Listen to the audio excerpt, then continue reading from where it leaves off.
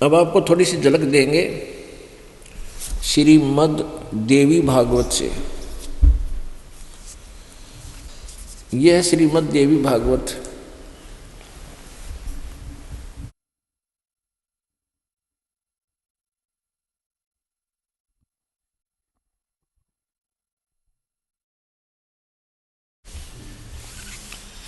Gita press Gorakhpur से प्रकाशित है।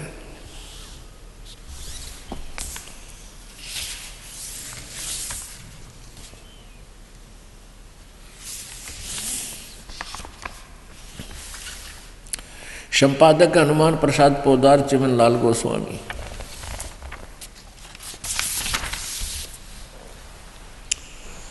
प्रकाशक एवं मुद्रक हैं गीता प्रेस गोरखपुर, गोविंद भवन कार्यालय कोलकाता का संस्थान। ये इनके फोन और फैक्स नंबर हैं। इस पर आपको दिखाते हैं विष्णु जी को कितना ज्ञान था, ब्रह्मा जी को कितना ज्ञान था। पृष्ठ 28 पे प्रथम स्कंद, पहला स्कंद। ये नारद जी और व्यास जी, जो इन पुराणों के राइटर हैं व्यास जी, ये दोनों डिस्कस कर रहे हैं।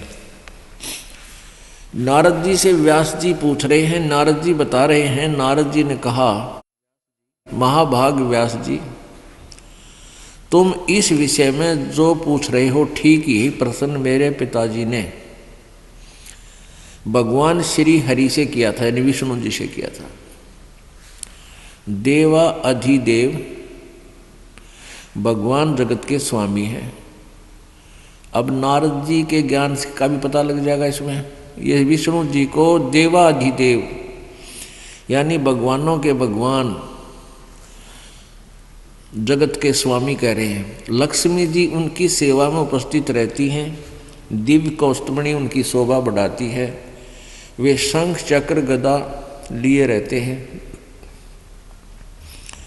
पीतांबर धारण करते हैं, 4 भुजाएं हैं, वक्ष स्थल पर श्री वत्स का चिन्ह चमकता रहता है। वे चराचर जगत के आश्रयदाता हैं, जगत गुरु हैं। विष्णु जी को जगत गुरु कह रहे हैं कुण नारद जी, एवं देवताओं के भी देवता हैं। ऐसे जगत प्रभु भगवान श्री हरि महान तप कर रहे थे, उनकी समाधि लगी थी। यह देखकर मेरे पिता ब्रह्मा जी को बड़ा आश्चर्य हुआ।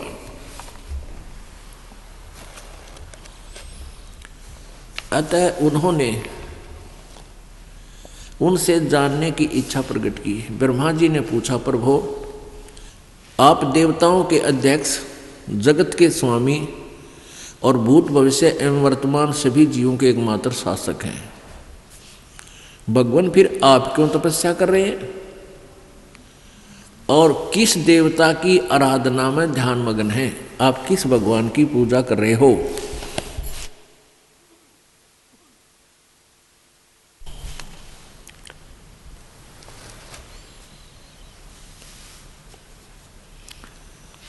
मुझे असीम आश्चर्य तो यह हो रहा है कि आप देवेश्वर एवं सारे संसार के शासक होते हुए भी समाधि लगाए बैठे हैं।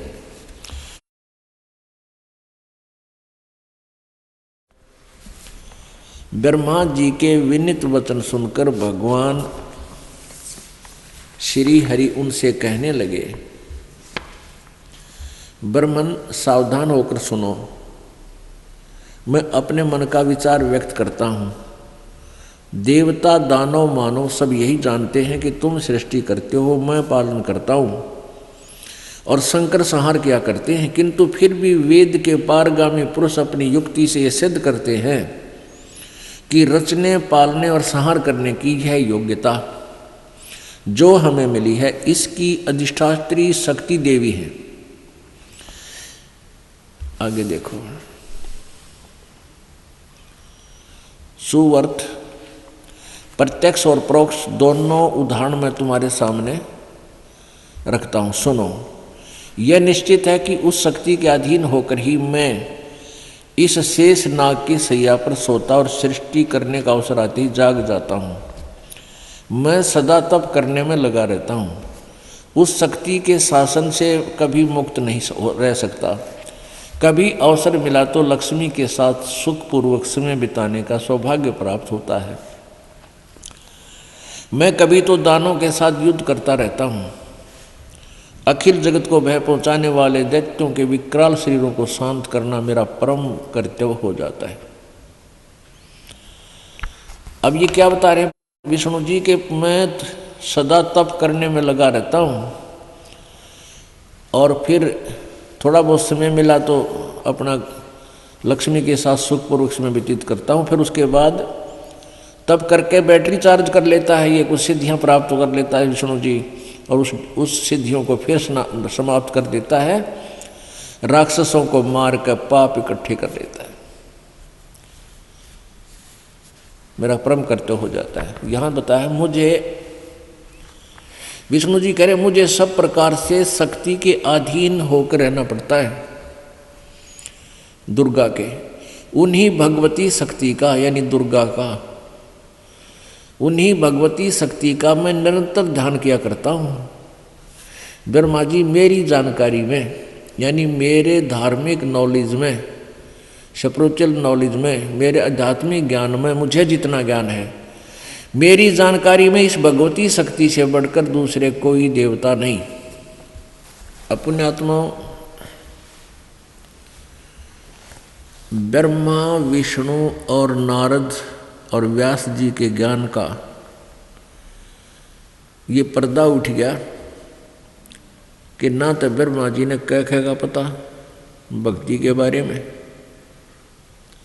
क्योंकि वो विष्णु जी को सर्वेश्वर महेश्वर सब देवों के देव जगत के स्वामी सबका मालिक बता कर उसकी उपमा कर रहे हैं। और विष्णु जी ने अपना वेद दे दिया कि मैं दुर्गा की पूजा करता हूँ या घोर तप करता रहता हूँ। घोर तप करके कुछ सिद्धियाँ प्राप्त हो जाती हैं, उन सिद्धियों के आधार से फिर राक्षसों का हनन करता है, हत्या करता है और कहता है मैं दुर्गा से ऊपर कोई भगवान नहीं जानता। दुर्गा मेरा इष्ट है, ये फाइनल गॉड है, मेरा अंतिम देवता है। अब पुण्यात्माओं, परमात्मा आज नहीं 600 वर्ष पहले कहा करते हैं, सुर नर मुनि जन 33 करोड़ी बंदे सभी काल की डोरी। ये सभी काल के बंधे हुए हैं, ये काल के से बाहर नहीं जा सकते, इनकी साधनाएं व्यर्थ हैं, इस काल के जाल में फंसे रहने की हैं।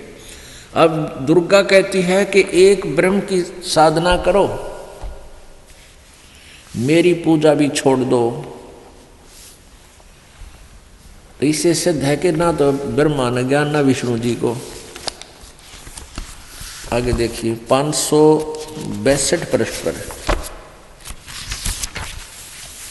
श्री संक्षिप्त देवी भागवत में 7वां स्कंद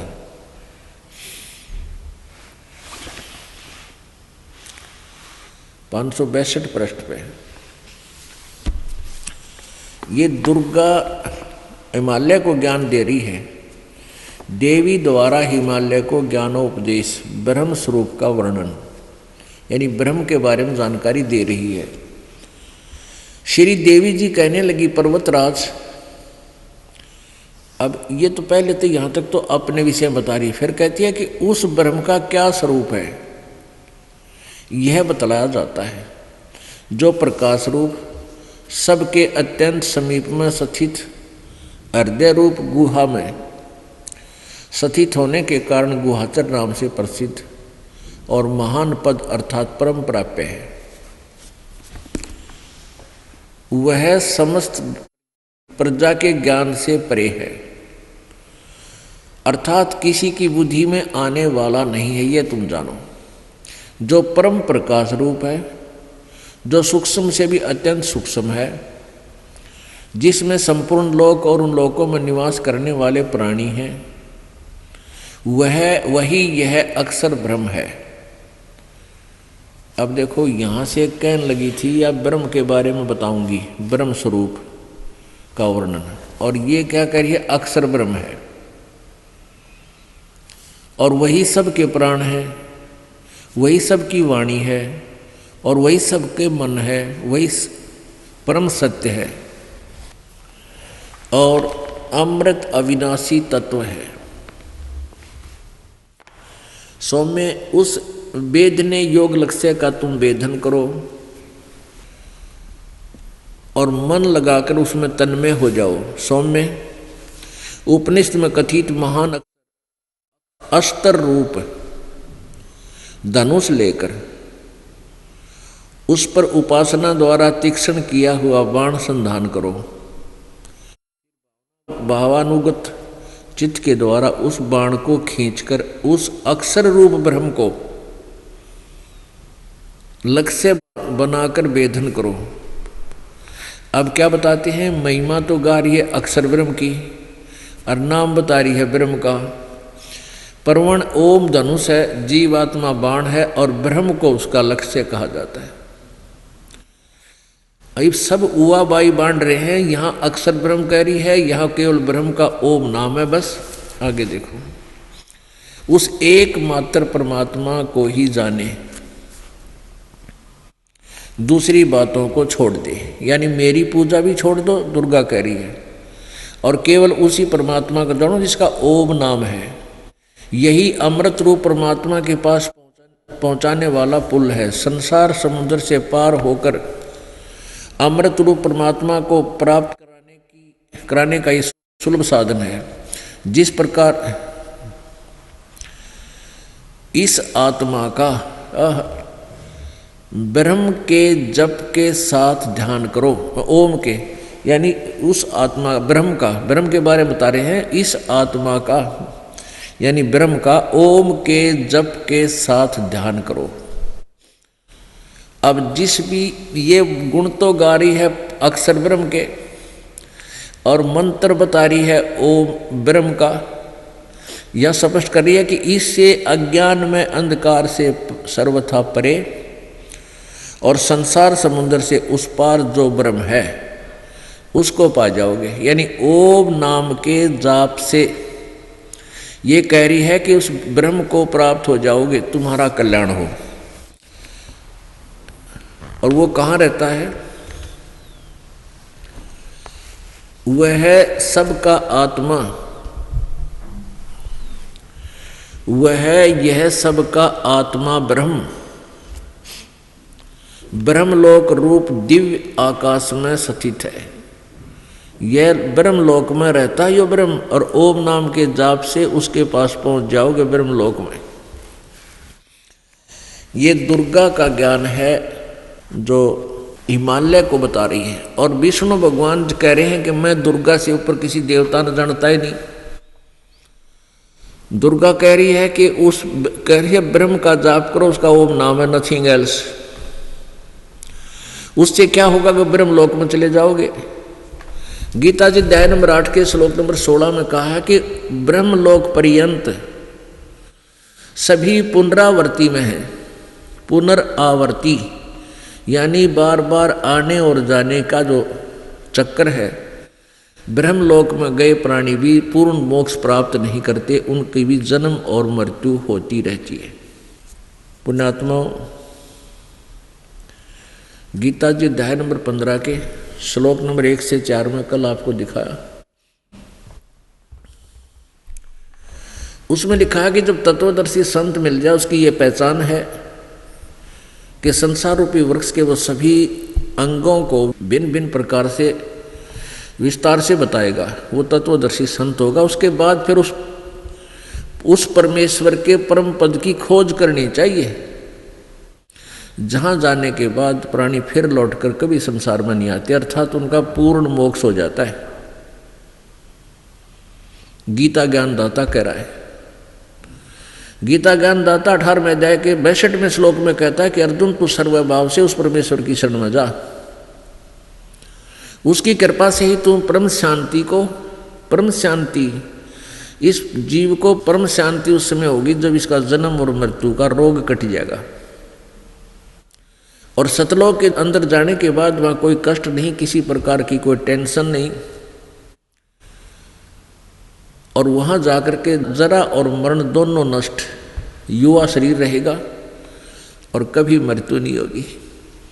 राग द्वेष नहीं, बाही बंटवारा नहीं, नेक आत्माएं होती हैं जो आपस में वहाँ झगड़ा भी नहीं होता, सब भरे भंडार हैं भगवान के दरबार में, कोई काम नहीं। गीता जी में आता है कि नैष्कर्म्य जो सिद्धि है, उपलब्धि है, वो सतलोक में ही प्राप्त होगी और उसकी साधना यहाँ 3 मंत्र के जाप से। गीता जी अध्याय नंबर 8 के श्लोक नंबर 1 में अर्जुन ने पूछा, प्रभु आपने अध्याय नंबर 7 के श्लोक नंबर 29 में जिस तत्परम के बारे में बताया है, कहा है कि उसके जानने के उपरांत तो प्राणी केवल जरा और मरण के मोक्ष के लिए ही प्रयत्न करता है, अर्थात वो फिर यहाँ संसार की कुछ भी वस्तु की इच्छा नहीं करता, यहाँ से छुटकारा ही चाहता है। तो किम तत्परम, वो तत्परम क्या है? गीता जी अध्याय नंबर 8 के श्लोक नंबर 3 में कहा कि वो परम अक्षर ब्रह्म है। गीता जी अध्याय नंबर 8 के श्लोक नंबर 13 में गीता ज्ञानदाता कहता है, मेरा तो एक ओम अक्षर है, ओम इति एक अक्षरम ब्रह्म विवहरण माम अनुसमरण ये परियाति तजंदेहम स याति परमाम गतिम। मुझ ब्रह्म का एक ओम अक्षर है, उच्चारण करके सिमरण करता हुआ जो व्यक्ति शरीर त्याग कर जाता है, वो ओम नाम से होने वाली परम गति को प्राप्त होता है। और गीता जी अध्याय नंबर 17 के श्लोक नंबर 23 में उस सच्चिदानंद घन ब्रह्म के पाने का ये 3 मंत्र का जाप, इसमें ओम भी इंक्लूड है। ओम तत्सत, ओम तो क्लियर है, तत् और सत ये सांकेतिक है। ओम और तत् वो सांकेतिक शब्द मिलकर ये सतनाम बनता है, सच्चा नाम बनता है सतनाम। सत शब्द जो सत है वो सार नाम है, वो सार नाम मिलकर 3 मंत्र का यू जाप इकट्ठा ही हो जाता है। तो उस सच्चिदानंद घन ब्रह्म, उस परमेश्वर की शरण में जाने के लिए, पूर्ण मोक्ष प्राप्त करने के लिए, जरा मरण से छुटकारा पाने के लिए तत्वदर्शी संत द्वारा बताए गए उस 3 मंत्र के जाप का सिमरण करे, रटना लावे, तब उसका पूर्ण मोक्ष होगा। यानी व्यास जी कह रहे हैं, ब्रह्मा जी श्रेष्ठ, ब्रह्मा जी कह रहे हैं कि विष्णु जी सर्वशक्तिमान सबसे उत्तम, विष्णु जी कह रहे हैं मैं दुर्गा से ऊपर कोई देवता भगवान नहीं जानता, दुर्गा कह रही है ब्रह्म ही फाइनल गॉड, उसका ओम नाम ब्रह्मलोक में रहता है। और वेद और गीता जी, वेदों का सारांश है गीता जी, श्रीमद् भगवत गीता वेदों का सारांश है। और उसमें बताया कि ओम नाम है ब्रह्म का, और ओम नाम के जाप से ब्रह्मलोक प्राप्ति होती है। 8वें अध्याय के 16वें श्लोक में लिखा है कि ब्रह्मलोक पर्यंत भी गए हुए वापस जन्म मृत्यु को आते हैं। और ब्रह्म कहता है कि उस परम अक्षर ब्रह्म की पूजा करो जब पूर्ण मोक्ष चाहिए था। उसकी जानकारी तत्वदर्शी संत बताएंगे, ना वेदों में वर्णित, ना गीता जी वर्णित, ना किसी अन्य ऋषि के पास ये ज्ञान, और वो तत्वदर्शी संत स्वयं परमात्मा ही आते हैं। अब आपको दिखाते हैं सतयुग के ऋषियों के